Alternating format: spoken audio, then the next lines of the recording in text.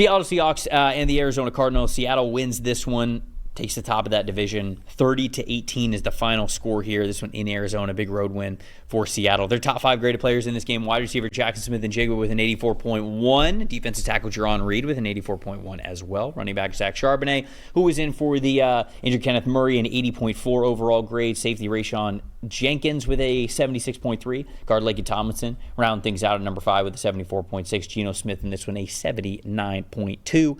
On Arizona's side of things, their safety Budda Baker's at the top of the list with an 87.2. Tight end Trey McBride, as he often is, in this top 5 here at number 2 with a 73.7. Offensive tackle Paris Johnson Jr., a 70.9. Running back James Conner, a 69.2. Then offensive tackle Jonah Williams, a 69.0. Kyler Murray in this game, 65.2. Dalton, what'd you think of this one? Divisional matchup, stat that told the story? I'm going to put stat that told the story and most impressive in one swing here.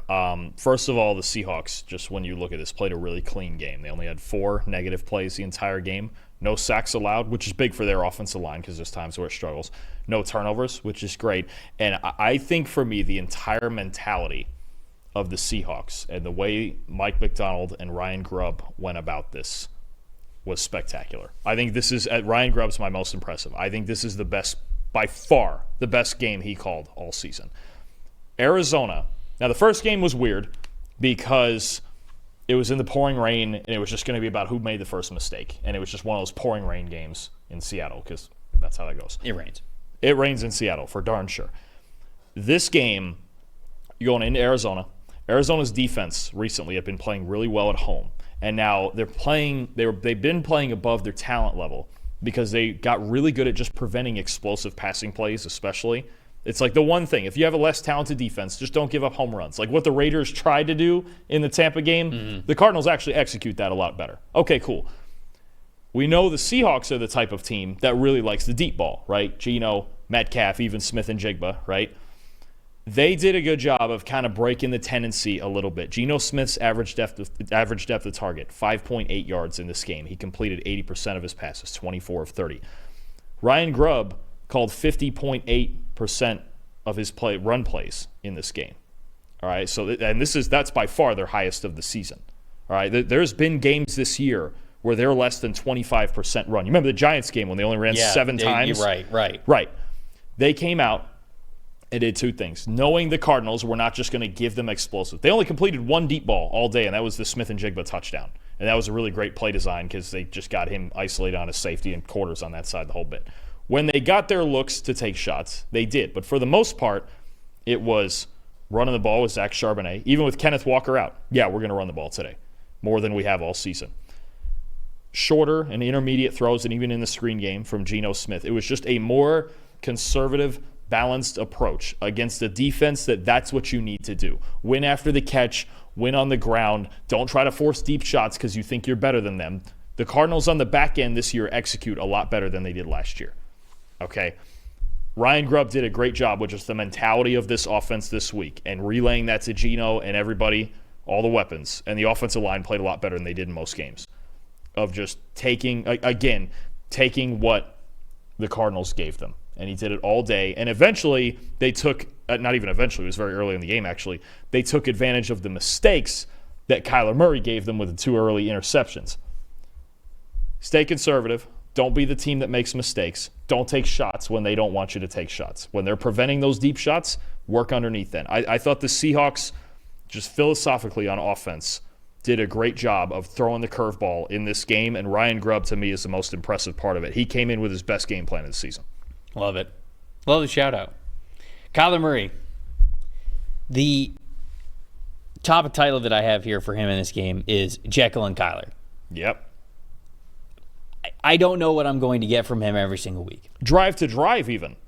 Throw to throw. The first drive of this game, it was like, oh, shoot, the Cardinals, here they come. Right. And then he threw 2 straight picks after. It's drive to drive. 61.8 passing grade this game. 1 big-time throw, 2 turnover-worthy plays. He now is the 8th most turnover-worthy plays in the NFL. He's 21st in turnover-worthy play percentage, though, so I want to give him some credit there. 7 turnover-worthy plays in the last 3 games.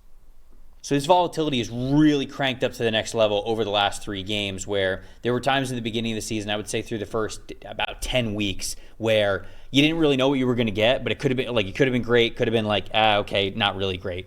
Now it's like there's a couple of weeks where he just has not been playing great football, or at least he's been putting the ball in harm's way quite a bit. And yeah, obviously the Cardinals still have a chance to make the playoffs. I'm not really taking that away from them there. But what I really want to see from Kyler, most importantly over these next 4 games, is take care of the football better.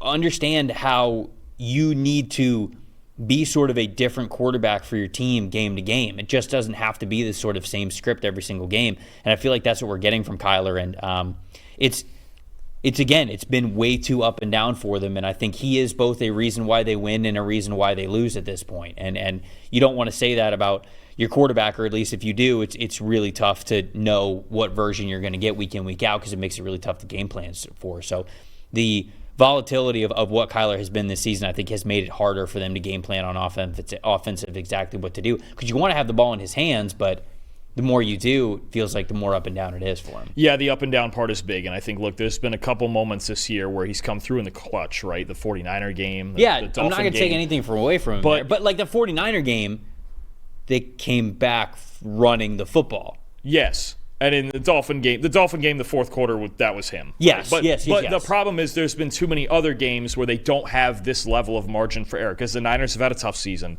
The Dolphins have had a tough season. Talk about the Lions game. Not a lot of margin for error. They tried to put it on his back. Didn't happen, right? The last 3 weeks, the game in Seattle with the pick six. Last week in Minnesota, game-winning drive shot after they blew a lead.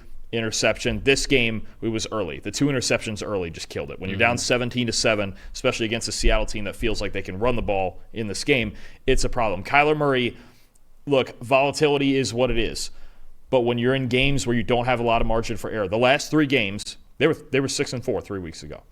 And now the 3 biggest games of the season, 2 is Seattle. I guess there's a slim chance, but with losing the tiebreaker to Seattle now, they're just about done for this division, contending in this division. And your problem is in the wild card race, you're chasing Washington, who you're 2 games behind, and you lost to them also. And the NFC North teams, obviously. They're not going to get. And they lost to the Packers too, right? And Minnesota, they lost to everyone in front of them so far, except for the Rams. Yeah. It's actually, with 4 weeks to go and 2 games behind all those teams, their playoff chances are actually just about shot.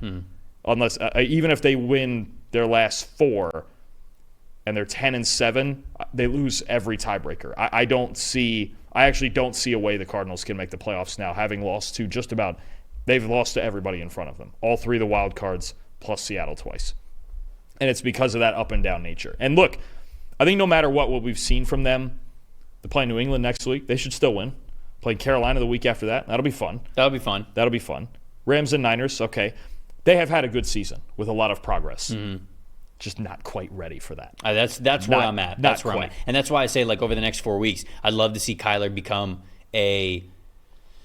basically a more streamlined version of what we can get from him, even if it lowers the ceiling a little bit. Now, I'm talking as somebody sitting in front of a microphone. I'm not coaching the team. That's probably not going to happen, because there's going to be points over the next 2-3 weeks where they're going to say, like, Kyler, save us, because if you don't, we have no chance to make the postseason. They basically have to go on a run, and he's going to fuel them to do it. So I don't know if we're going to get what I'm asking. It's probably not realistic, but I don't know if you haven't done like a fix your franchise, because they've been in it. What could they add to this offense that could help them? And it's a good offense, and they can run, and Marvin Harrison is coming along. He's not exploded onto the scene, but obviously, and Trey McBride's great, and James Conner's great. But is there something missing, or is it actually just he needs to be better? No, I mean, I think the offensive line has been a little up and down for them. I think Paris Johnson has obviously been fine. He's going to be at one of those offensive tackle spots. I think you're probably looking at drafting an offensive tackle in the draft at some point this year. There have been points when the interior offensive line has been good, but again, that's been an up and down unit of the team. I think you want the offensive line to be better, because you need the run game to be able to take it off of Murray's shoulders a little bit more, and he needs to be more of a, as weird as this is to say, like, I would rather him be a little bit more efficient at this point than just explosive.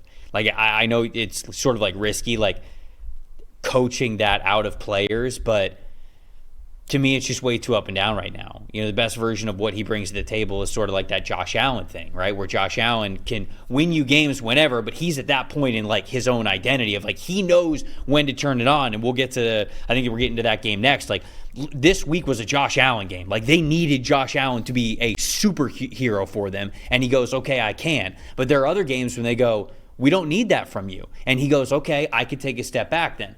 I don't know if Murray has that balance right now. It feels like it's an imbalance in the offense because they've got great pieces. Marvin Harrison Jr. is going to get better. I like Michael Wilson. Trey McBride's awesome. I like Greg Dortch, just like a third wide receiver. Like, all of that is fine to me. James Conner's great. DeMercado's great as a spellback. You could be a little bit better along the offensive line, and I think that they'll certainly look into that. But to me, it's more of a how Murray approaches the game kind of a thing. Getting more comfortable with Drew Petzing, and maybe Drew Petzing being able to go into their offensive coordinator, going into an offseason, and both of them kind of sitting down and being like, hey, this is what's best for the Cardinals. This is how I make you the best version of you as a quarterback. It doesn't have to be this MVP type of a player every single week. It could be a little bit different. And I think they're rounding out their offense to be able to get to that point, which I didn't think was the case a couple of years ago. So that would be my answer to that question. That's reasonable. I think it felt too like in this game early that Petzing kind of went to Kyler early, even though it was still early in a game and a close game, and then with 2 interceptions, it wasn't. So I think maybe all the way around, it's a young coaching staff too. So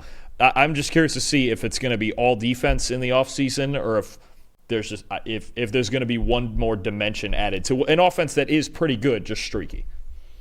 My most impressive, Zach Charbonnet in this game. No Kenneth Walker, 22 carries, 134 yards, 2 touchdowns, 6.1 yards per carry average, but it's the individual stats that we love to shout out here, even independent of the offensive line. 125 yards after contact, 5.7 yards after contact average. Didn't have a ton of forced missed tackles in this game, but still, Charbonnet is going to be somebody who's going to give you those tough yards, and he absolutely did this game. Most disappointing, I'll just do that one real quick. Tyler Lockett in this one, 45.5 receiving grade, 66.9 receiving grade on the season. It's the second lowest of his career, with Jackson Smith-Njigba taking a bigger role. Obviously, DK Metcalf is going to be that contested catch guy deep down the field and that X type of receiver. It feels like Lockett, his role is just getting less and less and less. He had only a 3.6 threat percentage, 1 target in this game, 1 drop. Although it was, we credit it with a drop because it hit his hands. It was a tough throw. It was that sort of like corner of the end zone, sideline to the end zone throw. That was the Geno dime down the right sideline? And it was a beauty by Geno. But it was still, it's not like it was the easiest catch in the world and he dropped it. But, it hit the hands. We've seen Tyler Lockett come up with that before. So we credit him with a drop on that one. But just overall, that's his only target of the game. And so it just feels a little twilight of Tyler Lockett's career-ish, and he seems to be taking a step back. And obviously that's disappointing as a really fun player in this league.